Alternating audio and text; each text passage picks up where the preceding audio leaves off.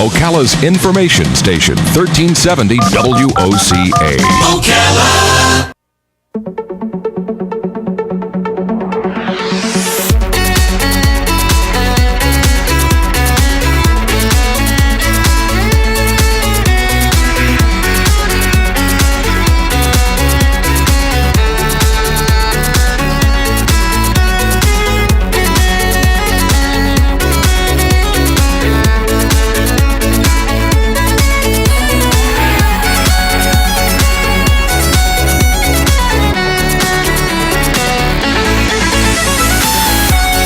All right, 22 minutes before 9 o'clock. Thank you for tuning in this Thursday morning. It's time for News Bites. This is the portion of the morning that we created so that we could deliver to you the news. We put the news back in News Talk by doing it, and we give you a chance to hear as many stories as possible from around the world, around the nation, and around the state. And we will also give you the information so that you can look up the story on your own to find the details to the stories. And that information is simply by us telling you which news agency we're getting the story from. Sometimes we do get the same story from more than one agency, by the way. So it's just kind of a way to catch up on the news. The first story is regarding the rescue of the folks who were stranded down in that trapped ship down near Antarctica. And I'm getting the story from ABC News, and here it is. All 52 passengers were airlifted off a research ship that had been trapped in Antarctic ice for more than a week, according to officials. The Australian Maritime Safety Authority said this morning that the passengers were transported by helicopter off of MV Academic Shokowski and taken to the Australian icebreaker Aurora Australis. We've made it to the Aurora Australis safe and sound, is a quote. Continuing to say a huge thanks to the Chinese and AUS Antarctic for their hard work. And that was a tweeted message from Chris Turney. The helicopter on board a Chinese icebreaker known as the Snow Dragon began airlifting passengers around 3 a.m. this morning, Eastern time, our time, from a makeshift helipad created on ice next to the trapped vessel. The Aurora will now carry the passengers to the Australian island of Tasmania, arriving by mid-January. Shortly before the rescue began, expedition spokesman Alvin Stone told ABC News in an email that their fingers were crossed, that all would go smoothly, and it did go smoothly. The 74 scientists, tourists, and crew aboard the Academic Shokowski, which is a Russian crewed research vessel touring the Antarctic, have been trapped in ice since Christmas Eve. The others, the 22 crew members, are expected to remain with the vessel, according to the AMSA, who is coordinating the rescue. The ship is not in danger of sinking and has weeks worth of supplies on board. So the other 22 people on board are still on board, but the passengers, all 52 of them, have been rescued. Thank God. A U.S. judge yesterday struck down a Florida law requiring drug screening for welfare recipients, saying that it violated the constitutional protection against unreasonable searches. Florida Governor Rick Scott, a Republican who campaigned on a promise to expand drug testing, said he would appeal the ruling. The law took effect in July 2011 and requires parents to undergo and pay for urine tests for illegal drugs when they applied for temporary assistance for needy families, a federal state program that helps poor people with children pay for food, shelter, and necessities, reported by Reuters. And this is from the Associated Press. Light snow was falling this morning in parts of the Northeast as a winter storm bears down on the region, promising significant snowfall, strong winds, and frigid temperatures that will make commutes hazardous for the first workday of the new year. Snow began falling overnight in parts of New England and New York, but the real brunt of the storm was not expected to hit until later today.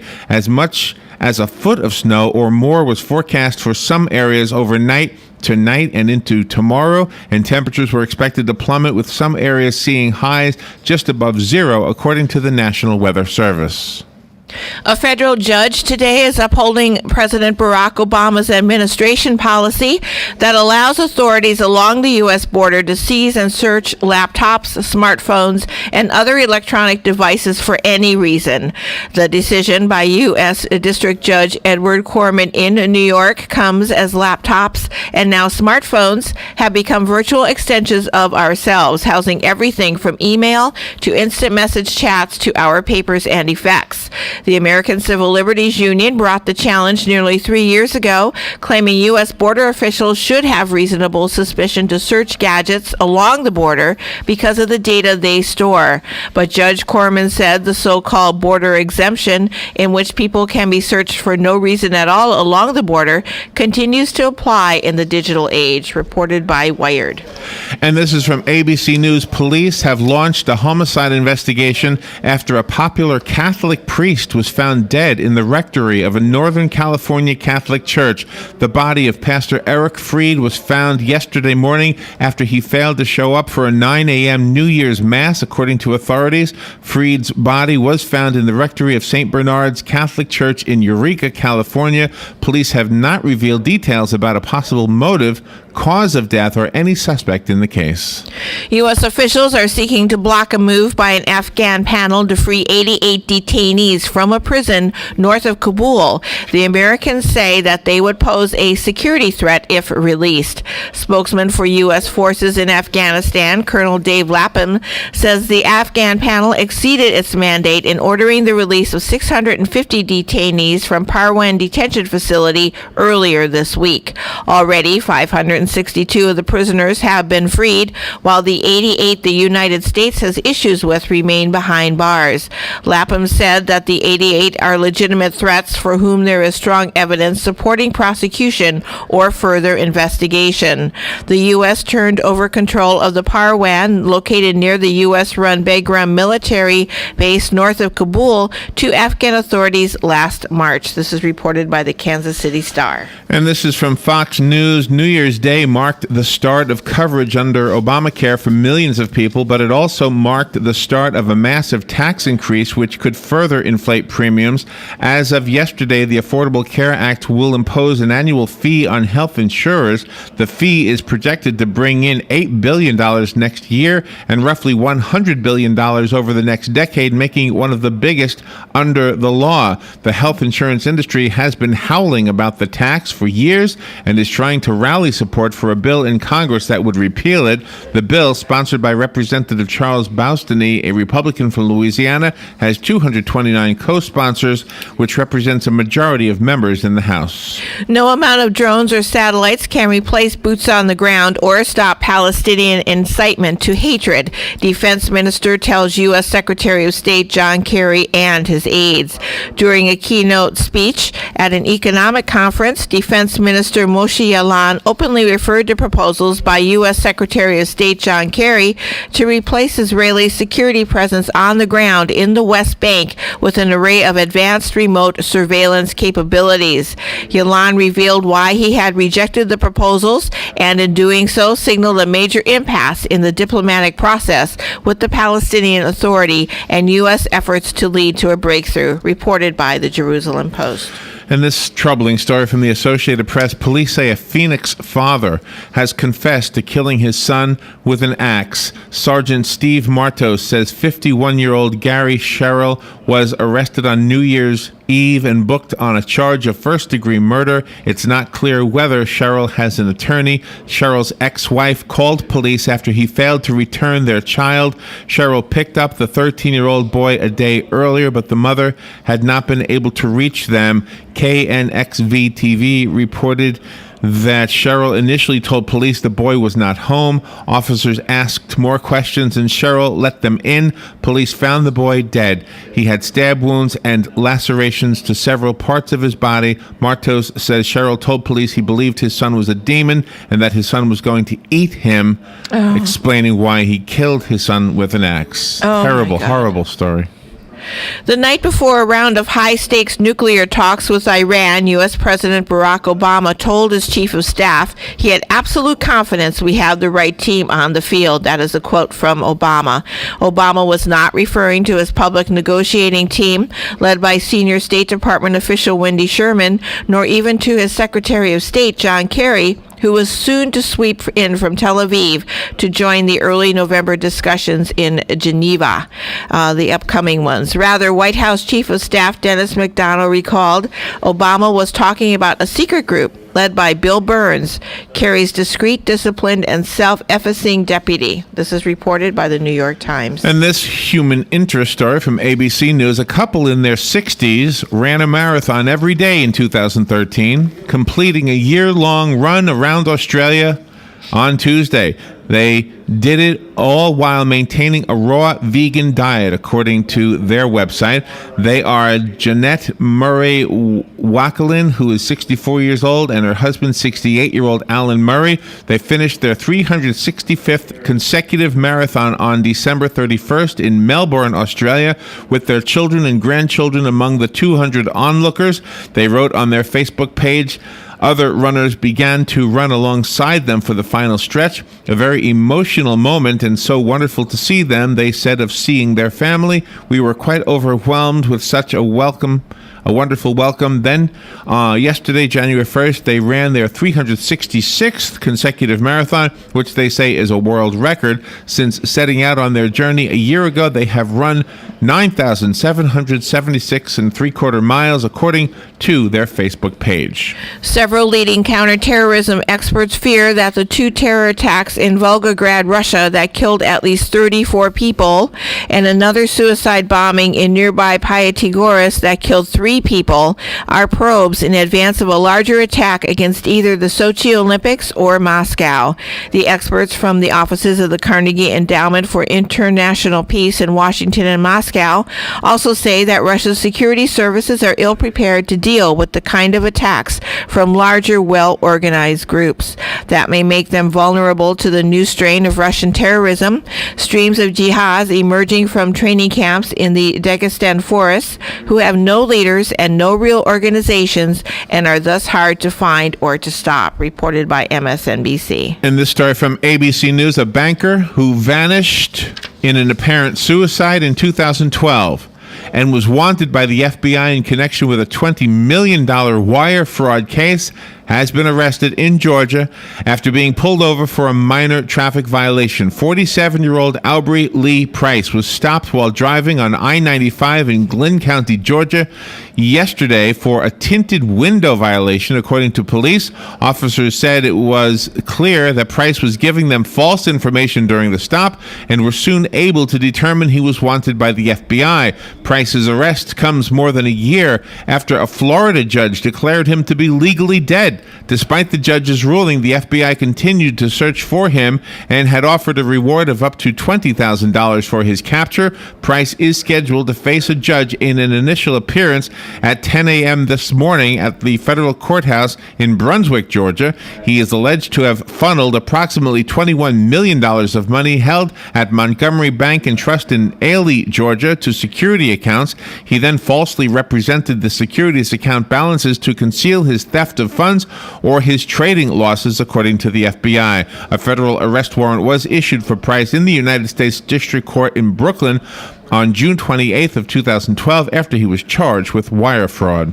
Walgreens announced that Obamacare enrollees who had not yet received an insurance plan identification number would be provided with a 30-day supply of certain generic prescriptions with no upfront costs.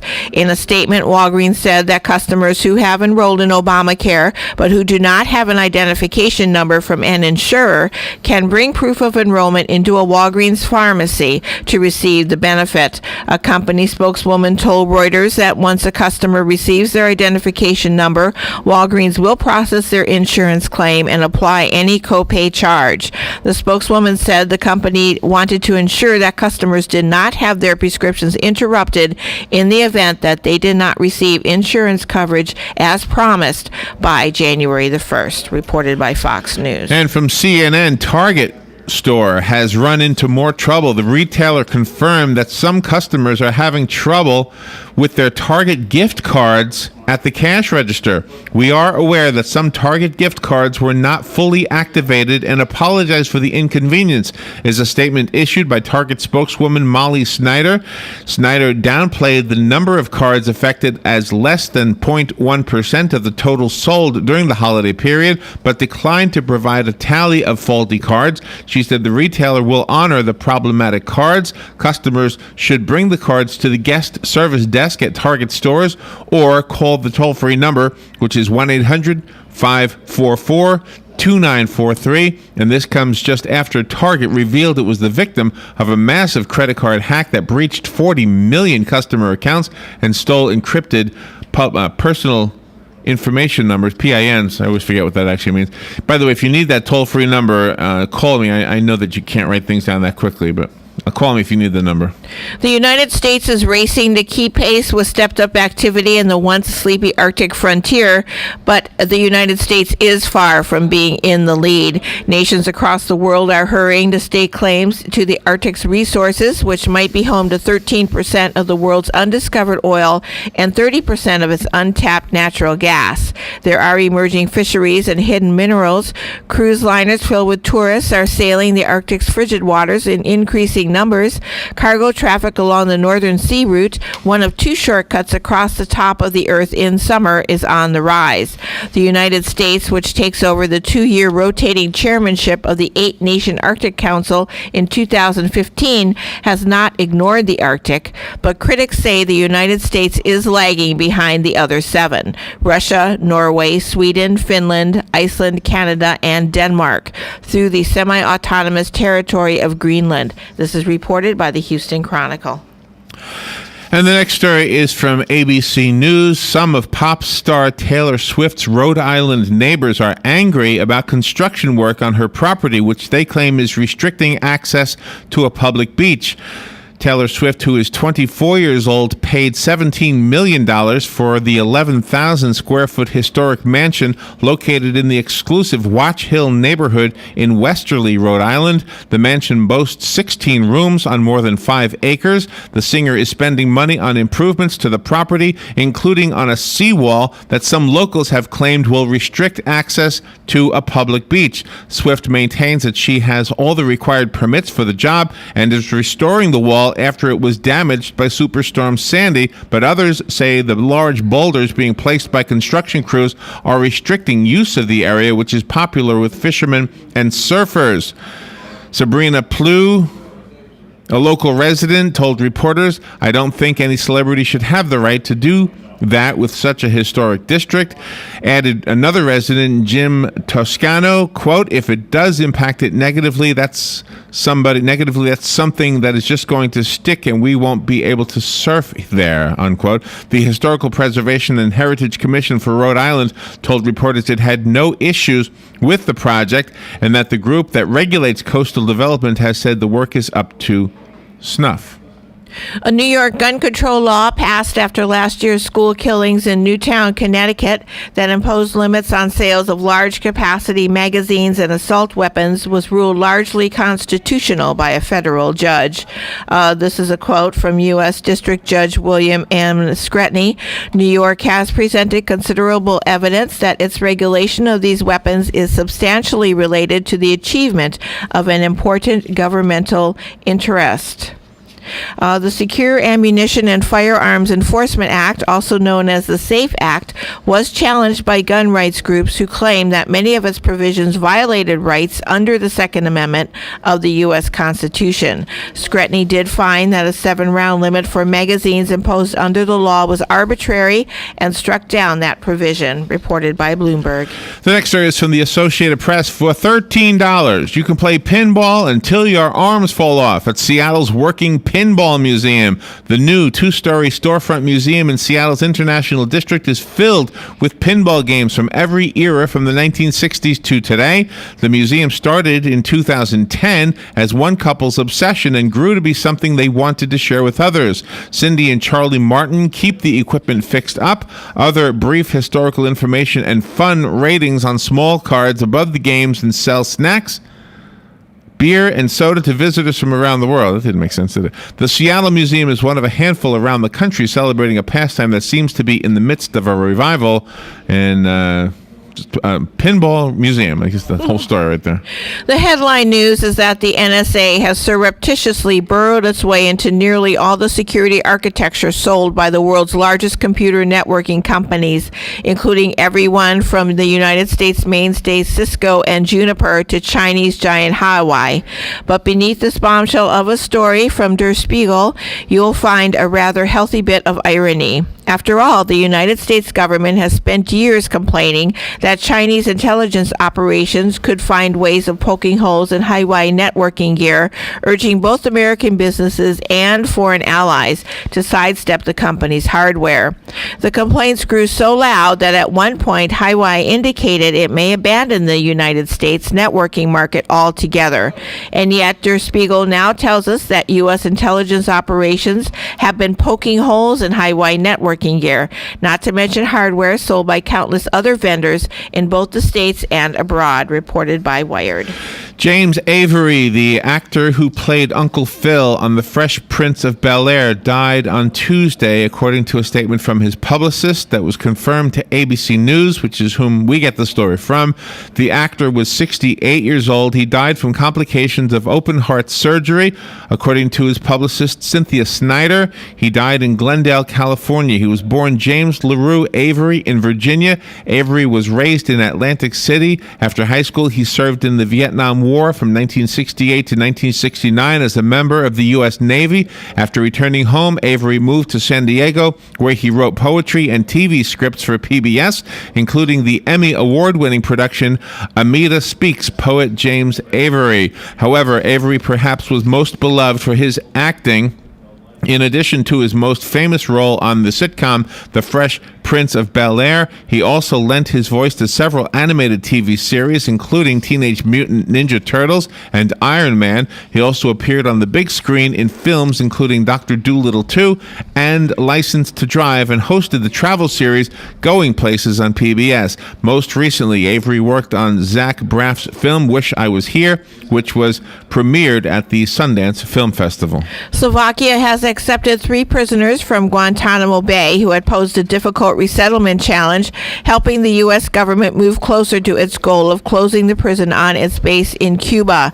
The 3 men who left for the Central European country were Uyghurs, members of an ethnic Muslim minority from Western China who had been detained in Afghanistan as suspected allies of the Taliban and sent to Guantanamo Bay for interrogation.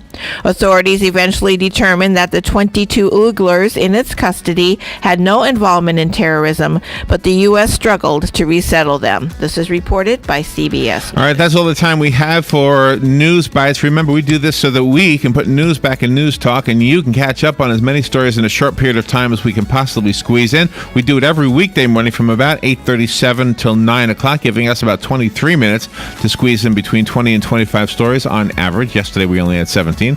And remember, if you have a business and you'd like to sponsor this or any other segment of WOCA's broadcast day, give us a call at 732-8000 and speak to one of our account executives, or better yet, my suggestion, come into the studio. It's a beautiful new studio here in the Paddock Mall, just outside of the food court. Sit across the desk from one of our sales executives, and they'll tell you how you can invest your money in your own business by advertising right here on The Source, WOCA.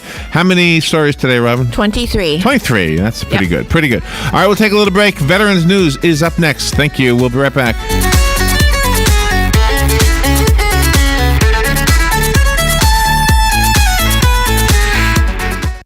Ocala's information station, 1370 WOCA. Ocala. ABC News Now. I'm Karen Chase. Nearly 2,000 flights have been grounded by the first major snowstorm of 2014, which has already coated Chicago's O'Hare Airport with nearly a foot of snow. Storm warnings are up in more than 20 states. Just talking on the phone while driving isn't that dangerous, according to a new study. Researchers found the real danger comes when you reach for the phone, dial a number on it, or send or read a text, which can raise the risk of a crash by 8 times. They're safe. Dozens who'd been aboard a research ship trapped in ice off Antarctica have been airlifted by helicopter to a nearby Australian ship. Police in Georgia believe they found a dead man walking during a traffic stop. Inside a car with illegally tinted windows, they apprehended Aubrey Price, a missing investment banker who faked his own death last year after losing millions in investors' money. In Colorado, where recreational marijuana has just become legal, spirits are high and business is brisk at pot outlets. On the first day, prices rose to more than $500 an ounce, and some shops had to close because of short supply. This is ABC News. When I need to save my business a few bucks, this happens. OfficeMax has a coupon for 20% off almost everything. Okay, but what I really need is a new logo. OfficeMax can help you design your brand identity and create business cards, letterhead, and more. Great. Now about all these files.